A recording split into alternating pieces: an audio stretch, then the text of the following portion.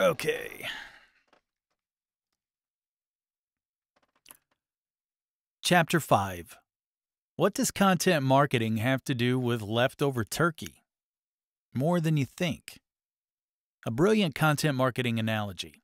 Thanksgiving food for thought. Literally. A couple of years ago at AdTech in San Francisco, I was lucky enough to score an interview with one of the smartest content marketers on the planet. Rebecca Lieb is an analyst at the Altamir Group and author of Content Marketing. I asked her, "What's your number one tip for companies who are struggling to produce enough content?" She replied, "I use a Thanksgiving analogy. You cook up this giant bird to serve up on one glorious occasion. I use a Thanksgiving analogy.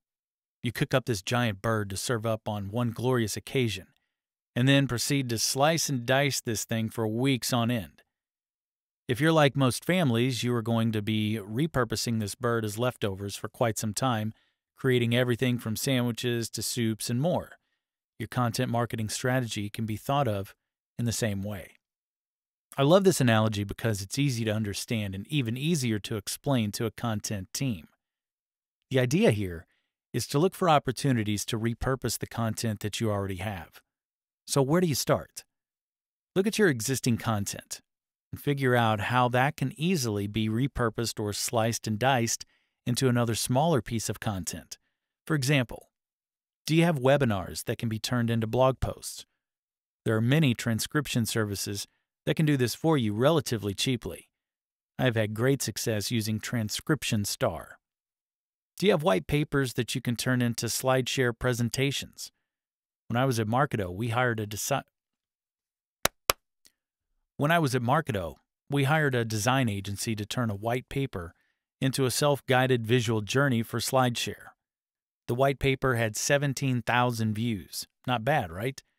Well, the same content in a well-designed visual format garnered over 300,000.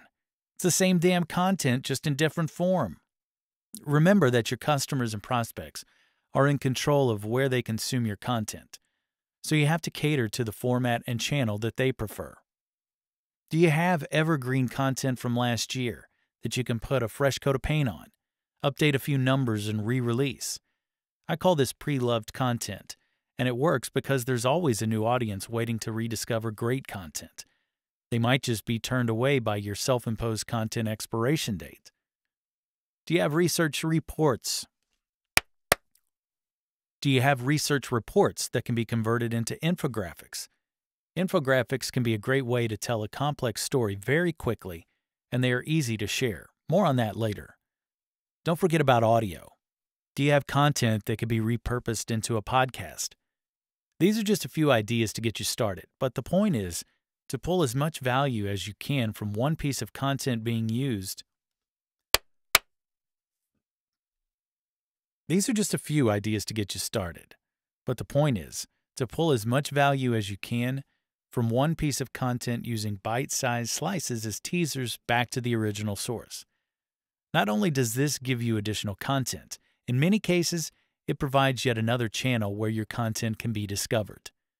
This concept can be taken a step further and applied to what I refer to as big rock pieces of content, or content stake in the ground. The current trend in content marketing is to develop an all-encompassing guide to whatever your keywords or topics are, and write it strategically instead of instructionally. This type of content is very top of funnel and can serve many purposes such as SEO, fuel for social, and lead generation, sales enablement, and event. Damn, that's a hard one. This type of content is very top of funnel and can serve many purposes such as SEO, fuel for social and lead generation, sales enablement, and event collateral, to name a few. There we go. There it is. There we go. Oh, now we'll go to Chapter 6.